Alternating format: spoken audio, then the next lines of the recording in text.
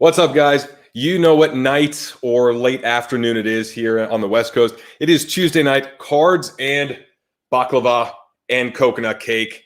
And yeah, it was one of those things where I was like, you know what? Coconut is healthy. It's a nice summer flavor. Might as well do the coconut cake and change it up. Anyway, we got a very special guest tonight. He is the co-founder and CEO of StarStock, one of the top trading card platforms out there. Probably the best one for international collectors and investors, and the one that is changing more and more by the week. They are innovating and evolving at such a record pace. So very happy to bring Scott Greenberg on. He'll be joining us for about 25 to 30 minutes because his schedule is very packed right now, but also there's a lot to cover. So I'm going to bring him on. Also want to give a shout out to David Hunter. Thank you again, David, for your input on the weekly newsletter, which you guys can sign up for at thecomebackcardinvestor.com. Ben Carlos, dude, your latest video is ridiculous. I'm so flattered and honored to be a part of it. If you haven't checked out Ben Carlos's new video, it's giving appreciation and thanks to some of his favorite content creators. I don't know how Dustin, the personal finance dad, got on there, however, or how much it cost, rather, how much he bribed Ben to be in there. But it's a phenomenally done video, incredible storytelling and humor and everything. So definitely check that out. And without further ado, welcome back. Now let's get to work. I got to do that. Yeah. Scott, I have to do my catchphrase. How's it going, man? What's going on? Thanks for having me on. For sure, man. I want to say hi to a couple of these guys that have been here. What's up? I saw you bring out the cake, and I'm looking around here to see if I have anything. I got my wallet and my car keys and a notebook. And well, I was like, I'm not going to ask too much of you because, it's like this is my night to go all out, and I don't want to force others to be unhealthy when you normally wouldn't. Just want to say hi to Steven here, Michael Ham, always in the house. Mike C's always here. One of the first people on the live streams every time as well. What's up, Matt? Good to see you. And dude, you hopped on literally like 2 minutes before right now, so we didn't have much time to catch up, but there's a lot of big things going on at StarStock, and I know you're talking about right now you're in the middle of moving to a bigger facility. So I just want you to run with it, man. What's going on in your world? Lots going on. It feels like a really exciting time. We've been making a lot of progress on the product. We've been expanding our checklists. As you said, we're in the process of moving into a much larger facility, which is going to allow us to process cards a lot more efficiently. We've been, cutting into our backlog as well. And so I feel like a lot of progress all around. It's been an exciting couple of months or so.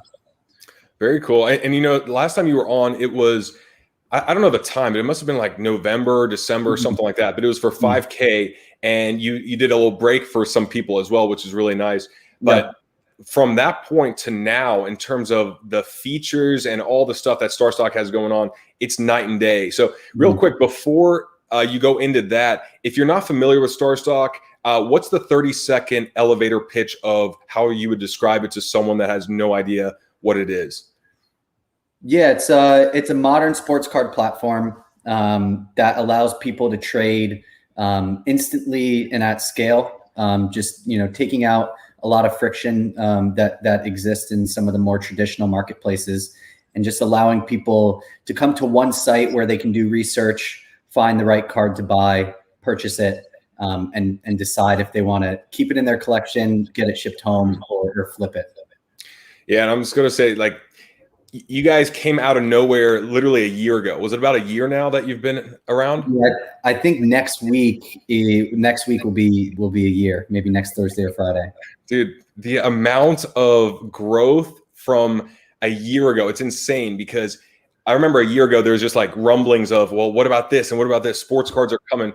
And we didn't even see that big initial bubble of what we saw in August and September back in May. So like the prices now compared to May of last year is like night and day in a lot of cases. Yeah.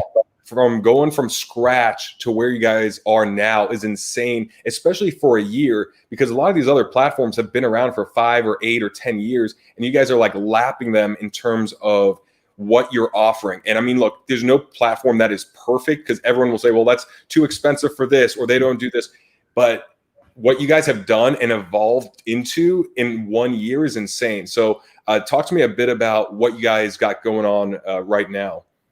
Yeah, well, I appreciate that. And it's because of all of you guys and the people in the comments. We're super lucky. We put out the product in May. We worked really hard on it. So we definitely had some luck, but we definitely created our own luck in some regards. But the response right out of the gate was really strong and people really liked the product. We certainly had a lot to work on back in last May and still have a lot to work on now, but we work every day to make improvements. Currently at the moment, I think we hit 1 million cards in the vault a few weeks ago. I think we're at like 1.15 million cards in a little bit less than a year, which is pretty incredible. We've sold about 800,000 cards in a year as well. Not all the same one though. Like some could be sold 5 or 6 times.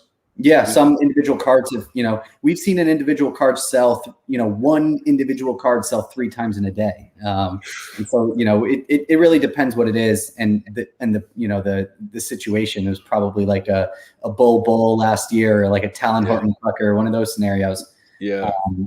No, we've been steadily, working on our submission times as well. I know that was kind of, a big topic of discussion a few months ago and back when we were on in November. We've been cutting through our backlog and improving times there. We're processing about 60 to 70,000 new cards into the site every week. And we're working really hard on the product. We've been launching some new features. We got into vintage or retired players a few weeks ago. And we're seeing a lot of growth in graded cards and wax as well. And so, we're slowly making progress each day. I was going to say, when I hear of StarStock, the one thing that comes up that is always just an unknown or like something that people don't really know how to handle is usually the raw cards and the different grading, because StarStock has the A, B, and C grading, but it works perfectly in your system. But if you have the mentality of, I want to take it out one day to grade, that's when it gets a bit messy, because then you're saying, well, here's one grading or type that I have to convert in my mind, or I have to take this kind of risk because I want to convert this into another type of grading, and what equals what. I mean, and I think it's just a bit confusing for some people. But I thought to myself, like, when graded cards really start coming back from PSA and start hitting StarStock, it takes away a lot of that. And then now you could be doing that with $100, $200, $300 cards that you don't have to have the guesswork of, is this going to be the best StarStock B or the worst StarStock A, or how does it work, or just the unknowns, because there's a lot of great arbitrage opportunities with A's versus B's or even C, but it's just still a bit of an unknown. So is there anything that you can say regarding the grading process on the raw cards, or what you guys are headed towards? Yeah, I mean, so we've gotten thousands of cards back from PSA. Our A rate has gemmed a 10 or a 9 93% of the time.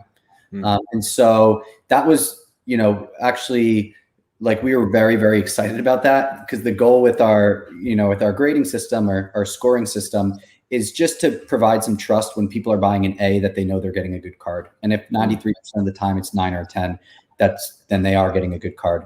But yeah, it's tough. And, PSA, BGS, some of these other grading companies, their standards have maybe changed a little bit over the past 6 to 12 months as well. And so it's hard to compare. We feel like our A fell at a pretty good price, which is, right around a PSA 9, in some cases a little bit above. But there's certainly arbitrage opportunities all over the website. And I think as more data comes back, we'll continue to share it with people.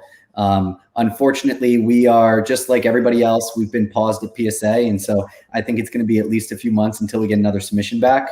But I think as more data comes back, people will be able to more accurately kind of place the StarStock scoring system with the other grading metrics out there.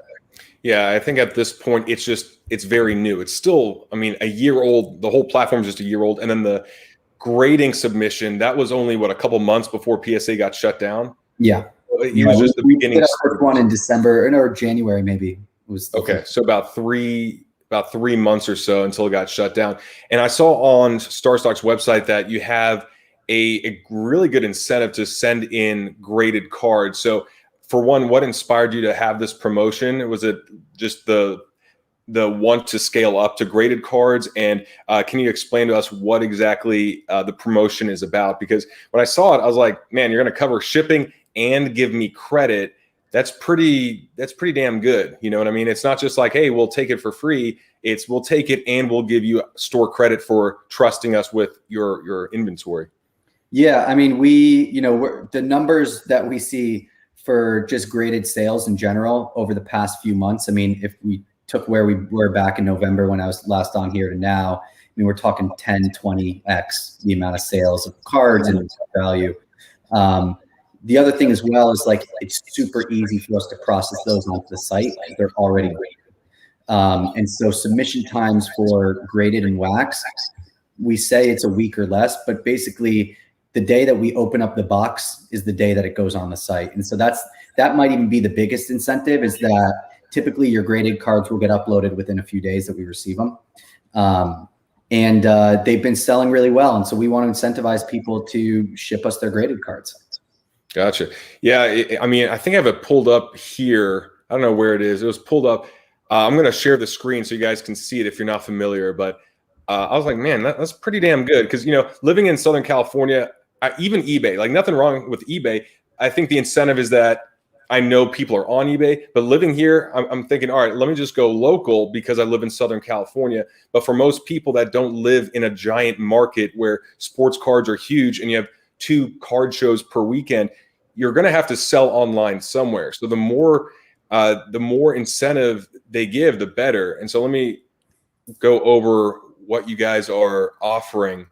And let's see here, 5+ slabs, up to $7 shipping being refunded. And then it goes up from there. So if you send in 100 slabs, you're going to get $100 credit plus $20 shipping. So, I mean, that might cover, I don't know what 100 slabs shipped is, but maybe that's half the shipping cost. Maybe it's more than half. But either way, I don't know of any other platform that is willing to offer this.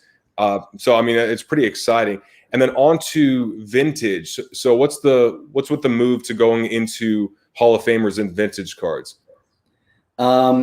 Just demand. People have been asking for us to do it for quite a long time. There's some of the more in-demand cards.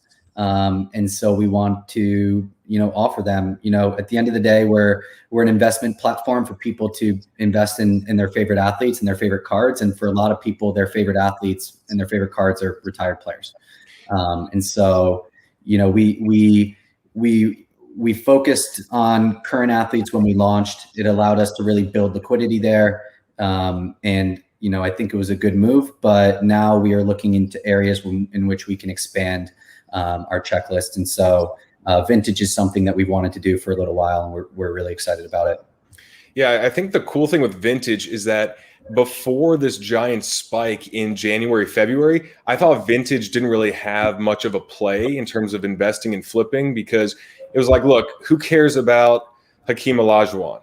Well, he's not even relevant in society so much. But when you see one Hall of Famer, if you see Jordan or Kobe or one of these go off, and maybe just their prices are soft compared to what the modern guys are, that's all it takes. Or all it takes is like a Gary Vee tweet or something like that to really spark a movement in all these vintage cards. So especially with Kobe's and Shaq's and Magic Johnson and Larry Bird and some of these guys, you can actually buy in and say like, all right, well, as long as I feel good about this price, nothing necessarily has to happen.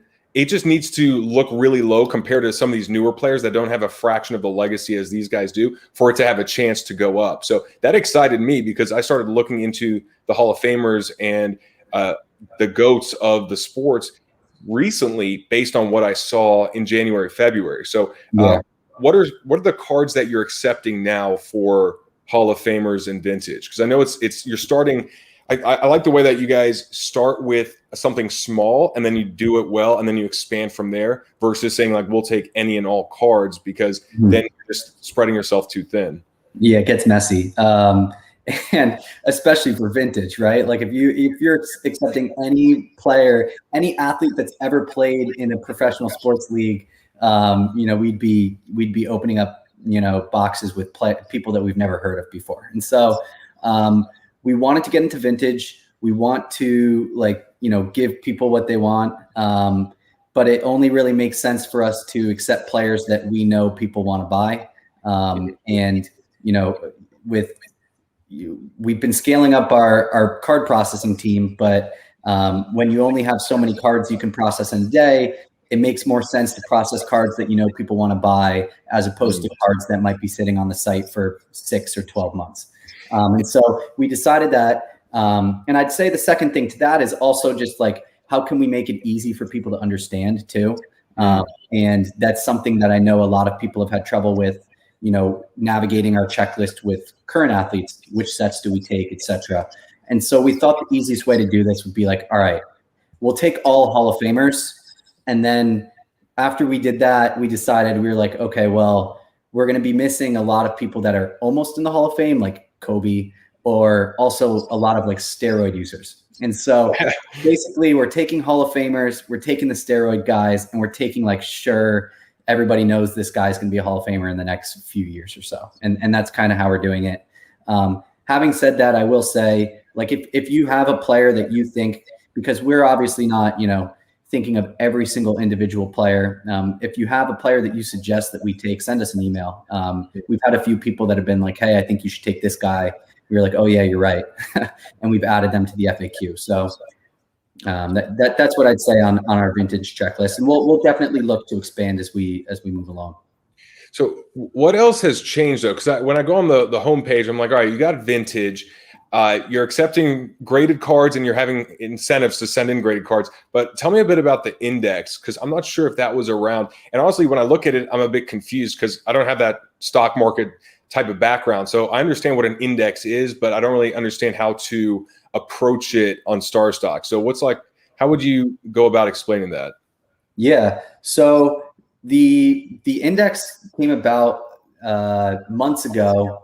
My partner and I were just writing, we were actually for ourselves. We just wanted to see all right, who are the most undervalued, young basketball prospects? And so we wrote out the top the first round draft picks from the last 3 years, 2017, 18, and 19.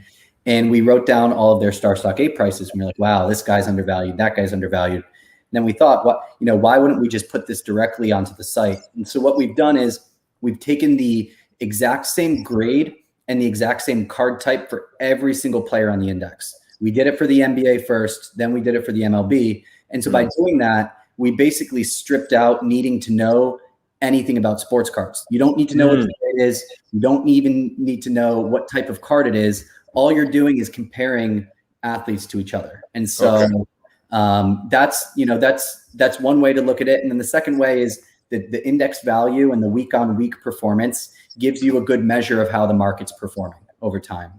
So right here, I'm sharing the screen, right? It is shared, right? Yeah. Okay, cool. So right here, and I don't know a damn thing about baseball, but okay, Juan Soto, you see every week you can track his growth or regression in terms of overall prices with every single card that you currently have in your system that has sold. Is that correct? Yeah. So this is, if you go up, I believe this is top series, Topps update cards. I don't know what I'm doing. Obviously the red weeks he went down, the green weeks he went up. And that was his price at the end of each week. Gotcha. Okay.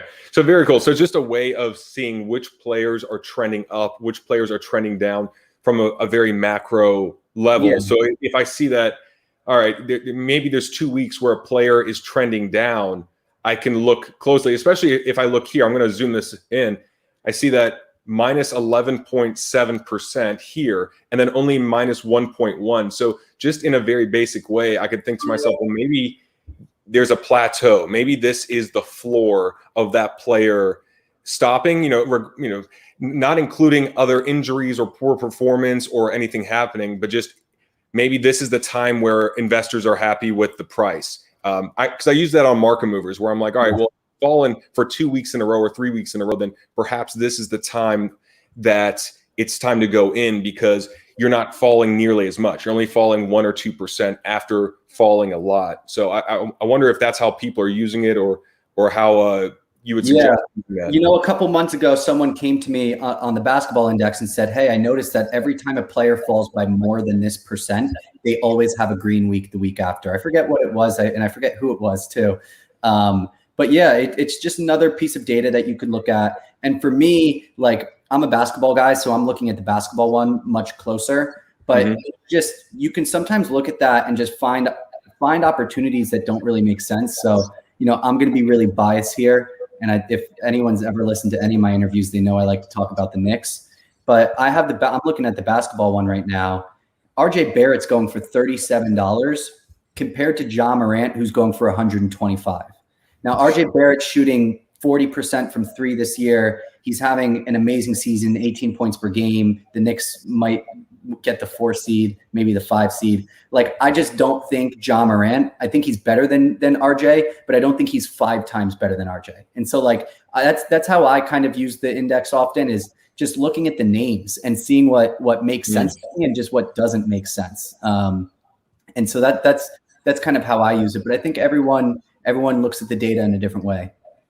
Yeah, it's cool, man. Well, I like the fact that you can look here and get a sense for what's going on in a very easy to digest way, because you know, just looking at the red and the green, you see like, all right, a couple weeks down, a couple weeks up, you can see the percentages easily. And then just, I think this is where you find the value, because this is how I operate, is I want to find the value in a very simple to understand way, where I'm like, all right, you've gone down for several weeks in a row. Here's RJ Barrett right here. And if I compare RJ Barrett to another player, then it's easy to say, all right, you are undervalued compared to this player, but yet you're better than him, or your team's doing better, or there's something else. And then you can make a move. And I think what's cool is that you can make the move on StarStock, or you could use the same information and see if it applies on eBay or somewhere else. But regardless, it's cool to have that kind of insight, because you know, as we get further and further into the hobby, I feel like we need to be a bit smarter, because we can't just rely on cards to double and triple in a matter of months and be like, hey, I'm great at investing in sports cards. I bought something and then it just went up in value. It's like, well, that happens when $100 million enters the hobby in a matter of months and everyone's talking about it. And then people are getting in with no knowledge or insight, buying up whatever they think looks good or sounds good. And then they're the one holding the bag, as Gary Vee would say. Okay.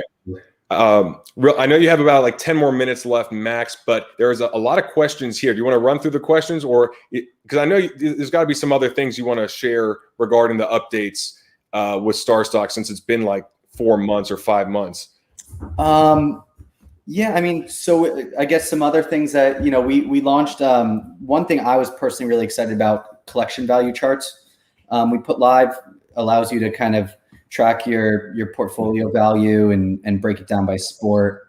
That's something, you know, we're pretty excited about.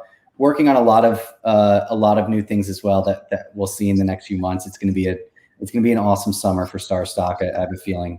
And then you guys have what, like Kevin Durant and Trae Young now investing, or what? Who's investing? I know it was Kevin Durant last time. Yeah. So we just raised a Series A. Trae Young invested. Kevin Durant invested again. We brought on some other really great, people. Andreessen Horowitz led the round. We brought on Justin Kahn, who's the CEO of Twitch. Ryan Spoon, who's at BetMGM. Just a lot of really great partners that we're excited to have on the team. So with all the partners and all the money coming in or just being funded, what's the vision of StarStock? Let's say by the end of the year, or let's say or next year. Is there like a overarching theme or goal that you guys have? I mean, the vision remains the same, right? It's going to be the same vision when we first spoke. I think we first chatted maybe a couple weeks after we launched. We're trying to build an athlete stock market using sports cards and building the best way for people to, seamlessly trade cards and athletes. The vision will remain the same. The fundraising will allow us to scale our team up. will allow us to continue to build out our product even further. And, will allow us to create a mobile app, which we're really excited about and we're working on. And so the money's just going to help us take this to the next level. Very cool. And man, there's so many comments and questions here. And yeah, I'd love to share them all with you. The one thing I got to say with you, Scott, specifically in StarStock, is that you guys have been really open to suggestions and feedback, positive, negative, since day one. Seriously, whatever it is, you guys will take it. And whether you apply it or not, you hear enough of the same request and you'll pretty much do it, because you know that the end user is really the one that's determining your success. You need enough people to be buying and you need enough volume. So it's whatever you guys say here. I see second year cards. There was questions about shipping in terms of the cost of shipping to get cards sent to you. Is there anything you want to say regarding shipping times or shipping cost, especially if it's coming back to you from StarStock? Yeah, shipping times are much improved. I think raw shipping times are just 2 to 3 weeks right now, and graded shipping's much faster. Within a week or so, they get out. Same with wax. Shipping costs, here's the thing with our shipping costs. We charge you guys exactly what it costs us to ship them out to you. We are not making any profit on our shipping. And so, given our model, that's how it is. When we're processing, when we have to pick 400 cards out of the vault to ship out to someone, it often takes time for us. And so we're working to improve it, where, we have a few, ways in which we think we can make it a little bit more efficient for us on our end. If that's the case and it costs us less to ship the cards to you guys, then we will certainly charge less for it. Nice. Very cool. And you guys are moving into your new facility, which was one of the gyms. I'm sure there's half the businesses in New York got shut down, or at least there's a good chunk of commercial real estate open. So hopefully you guys got a great spot. Where's it at? I know it's at the old New York Sports Club gym, but what part of New York is it? We're in Westchester, so we're right outside New York City. Okay. Gotcha. That's where our facility is. It's not where our vault is. And I'm peeking over. I like peeking over at the comments. Basement Sports Cards asked if we'll offer pickup from the vault. That's going to be a hard no. Unfortunately. The first thing that popped in my mind is I lived in New York for about 8 months, and it's incredibly expensive, as you can imagine. So if you have your headquarters outside of Manhattan, the way I interpret it is, okay, good, less overhead for that, which means less fees for the users, right? It's you don't want to go to the place that their headquarters is in a penthouse in Tribeca, because I'm thinking to myself, man, I am paying extra money so that you could have this really nice view here in the most expensive part, or one of the most expensive parts of Manhattan. So the fact that you're outside of the city, I like that already. Yeah, it's there's a couple of worlds. What's that? Best of both worlds. Yeah, absolutely. Well, that's why I'm in this crappy little 1-bedroom apartment, man. So I can reinvest more in this channel, more in the cards. But that's how it works. That's what matters. All right. So what do you think of the draft, though? I know you're a big football fan as well. What do you think of last week's draft? God, it was fun. It was a lot of fun. It was one of the more hyped up drafts in a long time, right? I was actually surprised that there wasn't more trade activity in the 5 or 6 picks. But overall, I thought it was fun, and I'm happy with what the Giants did. Okay, yeah. Well, they got him, Daniel Jones, a new top weapon. So I was actually looking into Saquon Barkley cards more now because of the wide receiver that they got. I forgot his name, but I know he's a top wide receiver that they paired with Daniel Jones. So I was thinking to myself, man, Saquon won't have as much pressure on him. He's coming off of an injury. There's going to be hype around the Giants. So good luck to you there. Everyone's playing catch up with the Bucs, so I don't really care. The draft was just icing on the cake, no pun intended, icing on the coconut cake. But to me, I've never been less excited about a draft for personal reasons, just because I don't even know if anyone needs to start. When you sign every starter back, it's whatever, man. Now we have depth at 3 or 4 other positions. It's a good time to be a Bucs fan. You guys deserve it, though, right? You guys it's been brutal. Well, here's the thing. The craziest thing is that it's usually this climb to the top. And I think this is the most surprising part, is that even right now, the idea that Tom Brady is playing for the Bucs is ridiculous. It's just silly because it shouldn't have happened. And to go from a subpar team to winning the Super Bowl in 1 year, you don't get swings like that. You get a big buildup of you drafted this piece, you got this guy in free agency. Everything is like, all right, you're mediocre, you're a bit above average, you make it to the conference finals and lose, you win the conference finals the next year and lose in the Super Bowl, and then you finally win the Super Bowl. Mm-hmm. And we go from Jameis Winston, crab leg Jameis Winston, 8-8 team to literally Super Bowl champions. And now we're expected to be in the running again. So, I'm on cloud 9 from that. Enjoy it, man. It's going to be going fast. Like Tom's not going to play forever. So enjoy this. Yeah, for sure.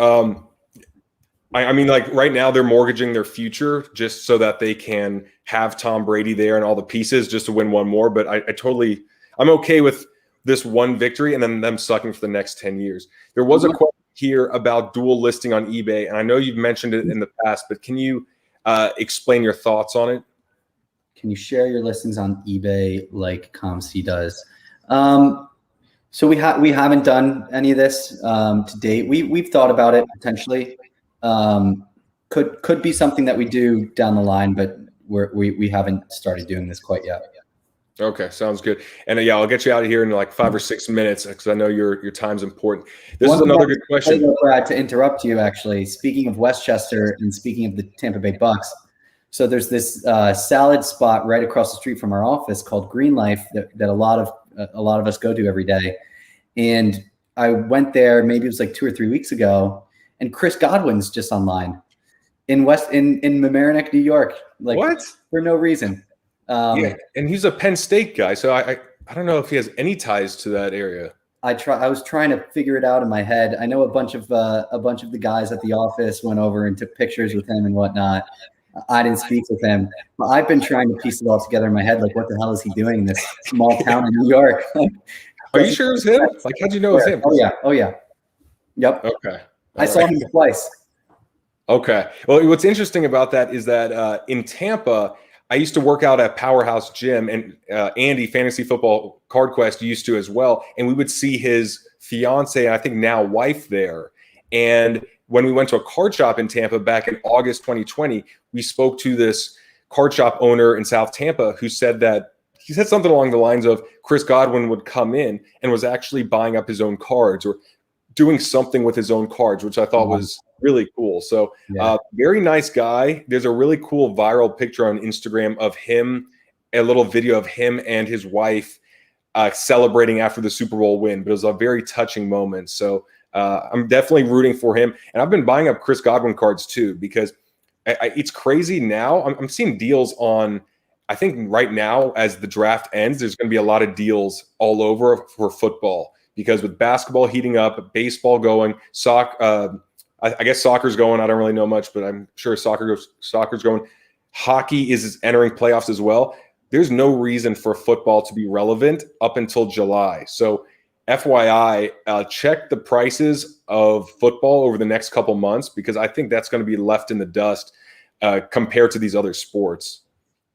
Yeah, it certainly could be. I mean, that's how the seasonality works, I guess, right? But a couple more months, and we're going to be right back to football season, NFL Live on ESPN every day, and talking about the training, OTAs and whatnot. So especially when basketball's over and the Olympics are over and hockey is over and baseball is the only other sport, and then you're talking about fans probably going to the stadiums. I'm telling you, football, my fingers are crossed that it pans out because I have a lot of money going into football. It's like 80 to 90% of my portfolio. But I really believe that it's going to be huge. It's going to be monstrous without any of these other distractions come August and September. But I'll answer a couple more questions before you have to head out. There's other grading companies that are starting to emerge, HGA, and then a few others I see here. I don't know what Pure Graded X is. But what are your thoughts on these other grading companies? And there's also a question on second-year cards, like second-year LeBron, second-year KD, players that have very expensive rookie cards, but maybe a first-year Prism or second-year card would be something that someone can get into for $50 or $100 or $200.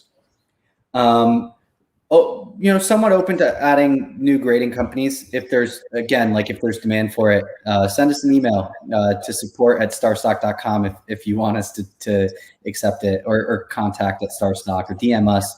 We've gotten a few people that have requested HGA and a few others, so I'd be open to it.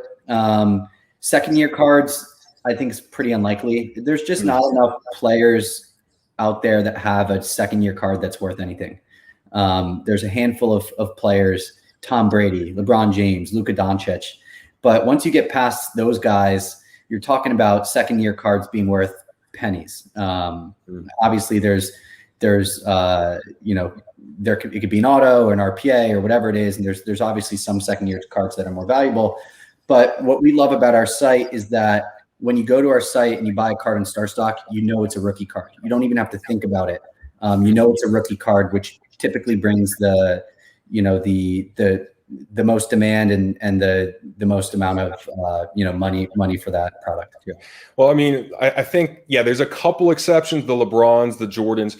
But when it comes to being able to know that you can liquidate, it's a card that people desire. I think it's easier to just stick with, okay, it's rookie cards. The platform is designed for movement. It's not designed to buy and hold for a long time. You can, but it's designed to buy and then be able to move very quickly. And if you stick to the most liquid cards, then it's attainable. I think the only thing is when you have LeBron James or some of these guys where you're like, man, how do I invest $100 into LeBron James if there's not a card that matches? I think that's the only time where a second year card or a first year Prism or something else could work if there is a lot of demand and volume behind it. I think if you get second year cards of a lot of these players, they might just sit there for a long time, and that doesn't look good for you guys as well as for the person that sends in their card that can't move it. Yeah, I mean, we want the cards to move. We have a great platform for traders. We are working very hard to make it even better for investors that might have a 12-month time horizon on their investment. They might not want to flip it in a couple days. They might want to flip it in a year. We also want our product, to work on our product for collectors as well. So, people that don't even care about the flip, but they want to just find gaps in their collection. They want to complete the rainbow. I think we have a lot of work to do there as well. And we're certainly thinking a lot about that. Gotcha. Sorry, I got distracted by this comment here. If you live really close, is there anything for locals to be able to drop off their submissions? Absolutely. Yeah. Email the support team and just tell us, basically you'll coordinate when you're coming.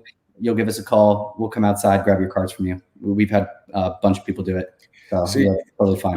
I wish it was that easy to do with PSA, because I live about 35 minutes away from PSA's headquarters, and it was like this horrible process just to try to communicate with them. And of course, they didn't do it because of COVID and whatever else. I wish I could have, but I had to ship my cards about 20 miles, but it is what it is. Non-sports cards, and those other comments for more soccer cards. And I know in the past you've said, look, if you have requests, email us your request. If you see enough of the request, then you'll make it happen. So in terms of contacting StarStock to talk about or submit cards that you'd like to be in their system, what is the best email or approach to take? Contact@starstock.com is the best, or you can email our support team and they'll fire it over directly to the people that should be looking at it. We love hearing that feedback, especially like for stuff like that. We want to be doing as well as we possibly can for soccer. If there's players that we're missing or cards that you think we should be taking, like, please email us about that, because we have a team filled with card people and we have a lot of people that I'd consider serious experts, but we miss things all the time. So if there's rookies that we're not accepting or any suggestion, please fire it over. We love getting them.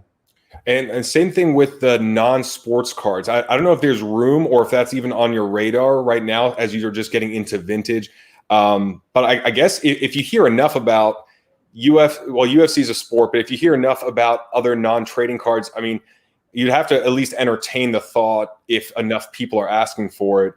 Is there anything that you've seen along the lines of non-trading cards, or any thoughts about introducing that to StarStock? Not for non-sports, but we're very soon we'll opened back the doors for a lot of other sports, hockey, UFC, golf. Those are all sports that we want to accept on StarStock. And so I think pretty soon we'll look to do that. Okay. Yeah. And remember, guys, this is literally not even a year old. I think, or do you say like it's just over a year or just under a year? I think it'll be a year in like a week or two. We launched mid-May.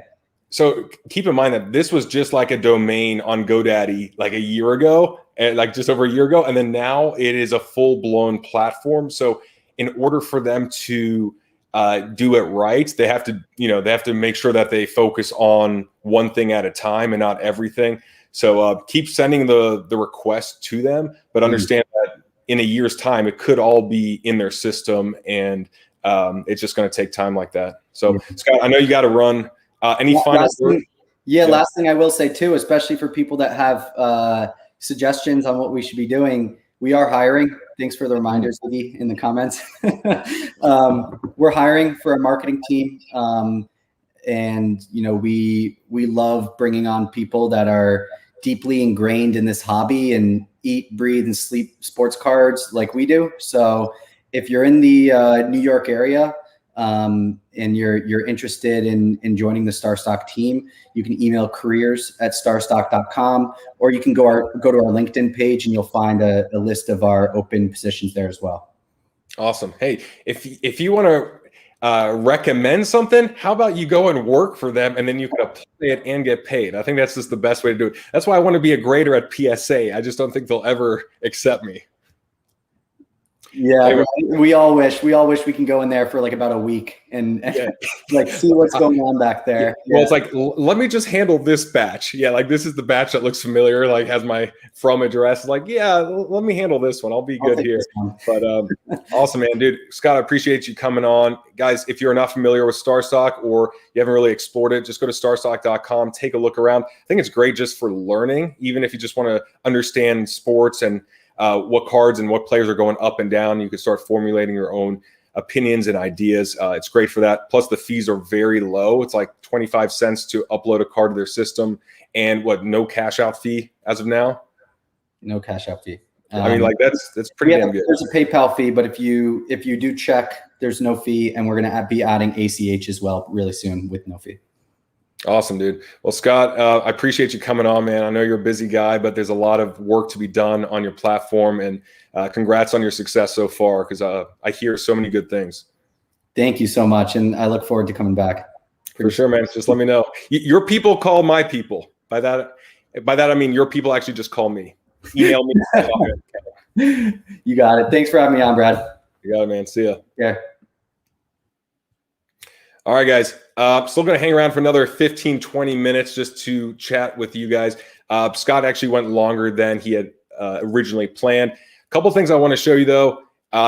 For one, got to show you Thomas, a.k.a. Costa Rica Card Collector's artwork. I have not shown this yet. It's a phenomenal Kobe Bryant. So if you guys are interested in beautiful artwork that you could print out, then take a look at this. This is Thomas's new one. It's like the same size as a sports card, so you could print it out in a very big poster, but it's that same type of dimension. I want to get one done for myself, print it out here in my card cave. But the email, I'll have to share with you the email. I think it's Thomas. In fact, if you're in the comment section, Thomas, yes. Enter your email really quick, because I forgot where it's at, so people can contact you so that they can get a print for themselves. I think that's phenomenal. The other thing I want to say is thank you all if you have used my promo code to try Market Movers. I really appreciate that. That really helps out a lot. And if you're on the fence, try it out for a month with Comeback 20, gets 20% off. Definitely helps me. Also, let me see here. I want to show you guys what has been. Thank you, Jason. Thank you, Jason, for that comment there. There is Thomas's email address. So he has wonderful artwork, different players as well. Ronald Acuna Jr., Kobe Bryant, and several others. I hope to have those on my website in the near future, so I can share that with all you guys. Let's see. The other thing I want to show you, what has been going on. That's really big. Yeah, Market Movers app is launching soon, and I will say one of the biggest things, for the phone, one of the biggest things that is annoying as of now is whenever I'm looking at 8 eBay auctions that are ending today, I have to go on my laptop and I go through all the cards on Market Movers, find the price I'm comfortable with, have a separate note in my phone, and have my timer going off throughout the day so that when the timer goes off, I go to eBay, I look at what the card is, and I look at my little notes section at what price. But I have to do that on my laptop, which is not convenient, and I try and batch it all in the morning. So it's very nice to have something that I could just do on my phone real quick. Let's see. All right, am I worried they have no Prism? Kosher Craig, are you talking about StarStock having no Prism? And what do you mean Prism? 2020 Prism? Let me know a bit more of what you're talking about there, because I don't know. This is what I want to show you, though. These are the cards that have fallen the most over the last 60 days. So you guys can take a look at what, if anything interests you. And this is where I start on Market Movers, just because I like to see these numbers minus 60%, minus 70%. Like if you take a look at this Victor Oladipo card, I know he might not be a star, but when you see prices like this, a PSA 10 go down to $57 for Victor Oladipo, who's better than a $57 PSA 10, that's where I start to get excited, because, I mean, like, that's stupid. That $57, we're talking about beginning of 2020 prices before all of this. So this is where I like to go, oh my God, I need to check out Victor Oladipo, because even if he's not going to be a superstar, he's going to be worth more than $57 for a PSA 10. So that's a couple things I like to do. Obviously, Jordan, his Fleer sticker is falling as well. I'll show you his Fleer sticker. I'm sure Vegas Dave had something to do with that. But one thing that's cool is that if you take a look at this Jordan sticker, you see that it looks pretty flat now. The last couple sales are pretty flat. It's not falling anymore. But if $9,000, $9,500 is within your budget, just remember that this card was $31,000. This was like a Toyota Camry literally 2 months ago, I guess almost 3 months ago. And now it's like my Hyundai Veloster used, $9,000. So I wanted to show you that. Let's see what else. Football. Oh, man. Okay, so Deshaun Watson has fallen, obviously. Deion Sanders is another one to consider buying. 188 was the start price, now $61. And I know it's a PSA 9 for Deion, but, I mean, there's some really good deals on some of these vintage Hall of Fame guys. So something to keep an eye on. Even this Tom Brady, I was taking a look at this Tom Brady Bowman PSA 8, and too bad there aren't many for sale right now, because the way it's gone down, yeah, I'll show you. I mean, it's not going to go down much more just because Tom Brady's the GOAT, but even $1,200 compared to 2,200, yeah, 2,200, $2,300 is not bad for a card that's that iconic. And I'll do baseball real quick because I think I have it pulled up here. And if baseball is your sport, last 60 days, Jordan Alvarez, Pedro Martinez, Mark McGwire, A-Rod, but really big drops right here. So just keep an eye on some of these cards, because it's not going to go down forever. All right. Dan Marino's. I have no idea what that is. Yeah, I've not gone to Target yet. I've not done the whole rush out to retail. There's like 2 Targets in all of LA, and there's 9 million people, so I don't think I'm going to have a good chance. Dude, congrats, man. I don't think, dude, you'd have to be like Jeff Bezos wealthy to own all the Tom Brady rookie cards, especially the way the prices are going. But if you did, you would have the entire market to yourself. So that would be pretty sweet. Joey, Market Movers is $25 for the light, which I think is more than enough for most people, or $50 for the Pro, which is what I use. But then if you use Comeback 20, it's 20% off, and it's month to month. So you can always just cancel after 1 month because maybe it's not for you, you know? Let's see. Apparent, I have no idea. Apparent online sales for retail. I don't know what that means exactly, but yeah, I don't know what that means.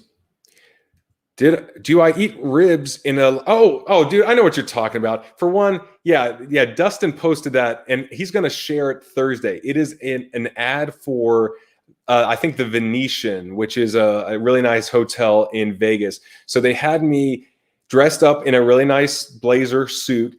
And this is at 11 o'clock in the morning at one of their restaurants where they feed me this giant rib. And I'm smiling and I'm eating this probably $200 entree at 11 o'clock in the morning, which is 5 to 6 hours before I break my fast. But Dustin will show that picture Thursday night when we do our off-centered live stream together. So that's going to be on Dustin's channel. Stay tuned for that. But if you want to see a picture of me doing my modeling for Venetian, then head over there. And I think Dustin included it on his video today.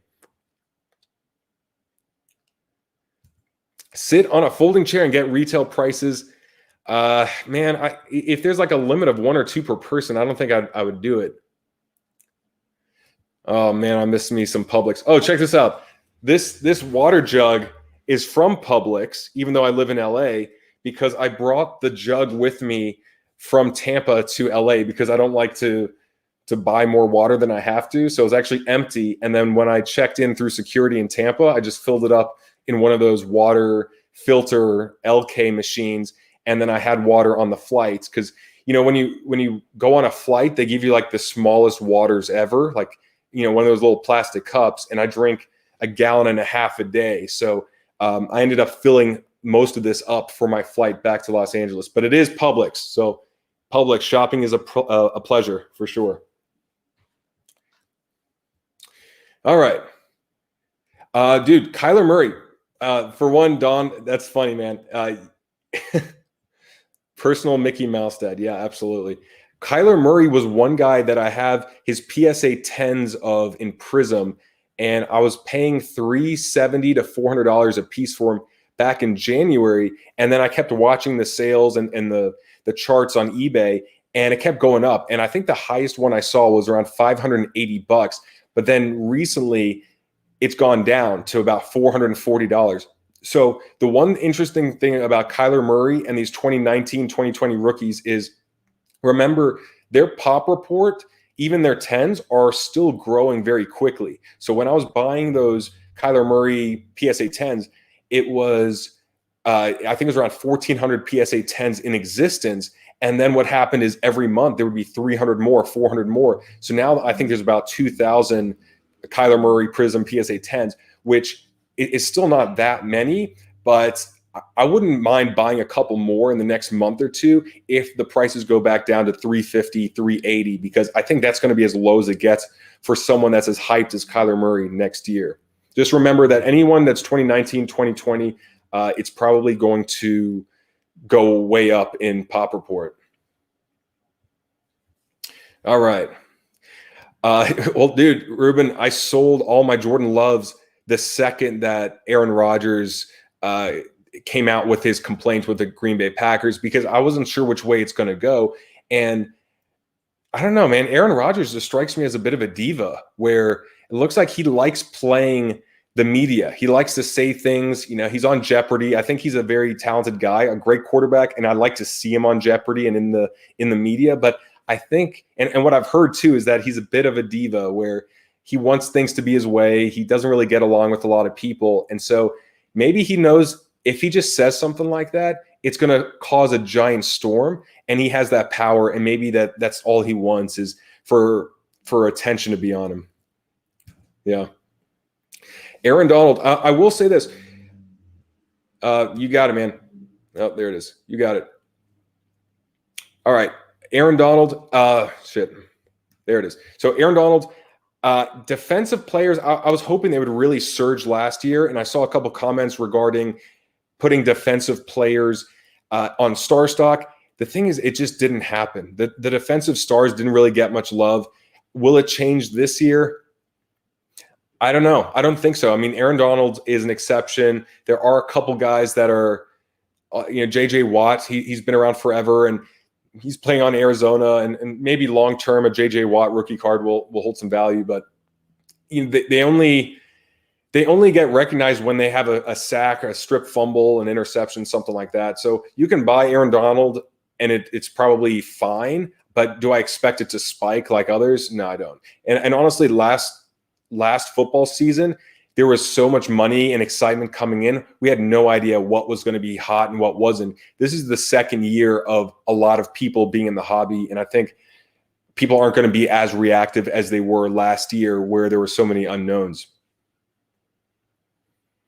All right, let's see here. Damn, I got to pee.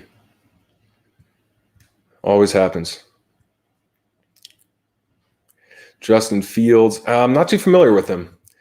Yeah, dude, I mean, the thing is, if Warren Sapp's rookie card's not worth much, then Aaron Donald's probably not either. And Warren Sapp, I don't know if he was as good as Aaron Donald, but his personality, he definitely had that personality where you would want to buy his cards just because he was such a loudmouth.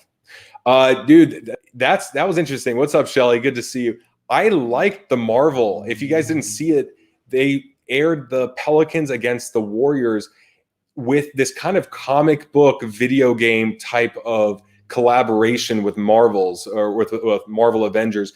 And I don't think it's something I'd want to watch every time, but it was pretty cool. So if you guys saw it, let me know in the comments section, because when the ball would go through the hoop, there would be like a giant comic book like splash or like, you hit a 3-pointer and then it'll say +3, or it'll be like a little logo appears, but it was really well done.